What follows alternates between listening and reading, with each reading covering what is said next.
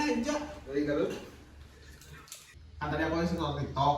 Terus aku ngeliat kalau cerita Perang Dunia Pertama itu menarik tahu. Hah? Gimana aja? Jadi gini, latar belakangnya itu Perang Dunia ke-1 hanya terjadi di Eropa dan hanya berlangsung 4 tahun, yaitu pada tahun 1914 sampai 1918. Dan terdapat dua kubu, yaitu Triple Alliance dan Triple Entente. Biar lebih gampang bisa kita sebut juga sentral dan sekutu. Sentral terdapat beberapa negara, yaitu Jerman, Bulgaria, Turki, Australia, Hongaria, dan Italia. Dan juga ada sekutu, yang mana berjumlah lebih banyak dari negaranya, seperti Rusia, Inggris, Perancis, Portugal, Belgia, Luxembourg, Serbia, Yunani, dan Albania, dan juga Belanda. Nah, jadi latar belakangnya itu kayak gitu.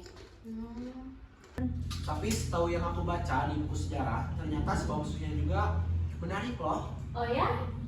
Jadi gini. Yaitu terbunuhnya Pangeran Austria-Hongaria Franz Ferdinand pada Juni 1914. Pada percobaan pembunuhan pertama, mereka gagal ketika seorang pengemudi menghindari granat yang dilemparkan ke mobil mereka. Akan tetapi pada hari itu seorang nasionalis Serbia bernama Gavrilo Princip menembak Franz dan istrinya ketika mereka sedang berkendara melalui Sarajevo, Bosnia yang merupakan bagian dari Austria-Hongaria. Akhirnya Franz dan istrinya meninggal dunia karena luka yang dialami. Pembunuhan tersebut sebenarnya merupakan protes terhadap Austria-Hongaria yang memiliki kendali atas wilayah ini. Serbia ingin mengambil alih Bosnia dan Herzegovina. Pembunuhan Ferdinand menyebabkan Austria-Hongaria mendeklarasikan perang terhadap Serbia. Namun, saat Rusia mulai memobilisasi untuk mempertahankan aliansi dengan Serbia, Jerman menyatakan perang terhadap Rusia.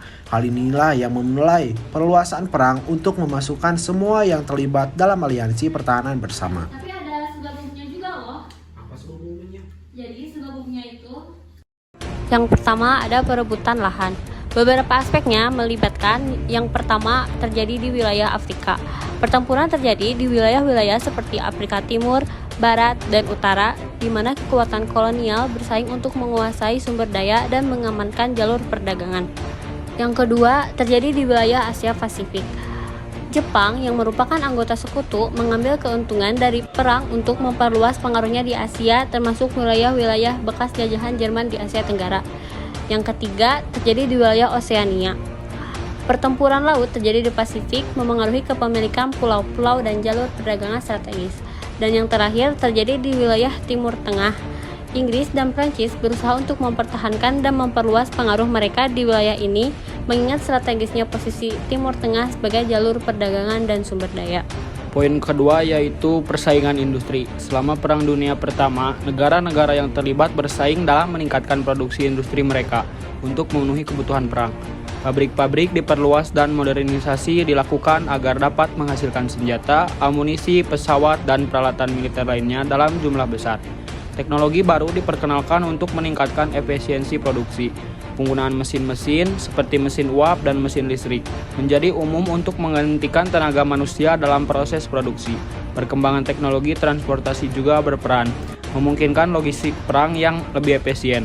Persaingan ini tidak hanya mencakup produksi senjata, tetapi juga sektor-sektor industri yang mendukung perang seperti industri kimia untuk bahan peledak, industri tekstil untuk seragam dan tenda, serta industri makanan untuk menyokong pasukan. Poin ketiga adalah perlombaan senjata. Terjadinya perlombaan senjata antara aliansi yang bersaing tersebut timbul karena adanya rasa saling curiga akan adanya serangan dari negara-negara yang bersaing. Salah satu bentuk persaingan tersebut adalah adanya perlombaan senjata antara Inggris dan Jerman. Perlombaan senjata yang dilakukan oleh Inggris dan Jerman ini kemudian meluas ke seluruh wilayah Eropa. Persaingan tersebut kemudian meluas dalam bentuk perluasan wilayah jajahan negara lain. Ada juga poin keempat, yaitu terbentuknya aliansi militer. Menurut kumpulan data perjanjian militer tahun 2002, terdapat 538 perjanjian dari tahun 1815 hingga 2003. Sebagian besar perjanjian melibatkan komitmen untuk memberikan dukungan militer kepada salah satu sekutu yang terlibat dalam perang. Sebagian besar bersifat defensif. Sejak berakhirnya Perang Dunia Kedua, aliansi militer biasanya berperilaku kurang agresif dan lebih bertindak sebagai pencegah.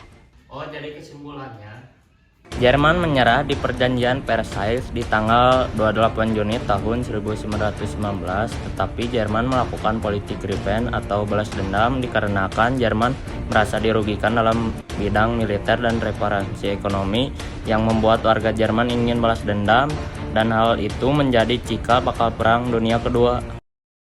Nah, jadi gitu guys ceritanya Perang Dunia Pertama itu. Menurut kalian gimana? Jangan lupa subscribe, like, comment.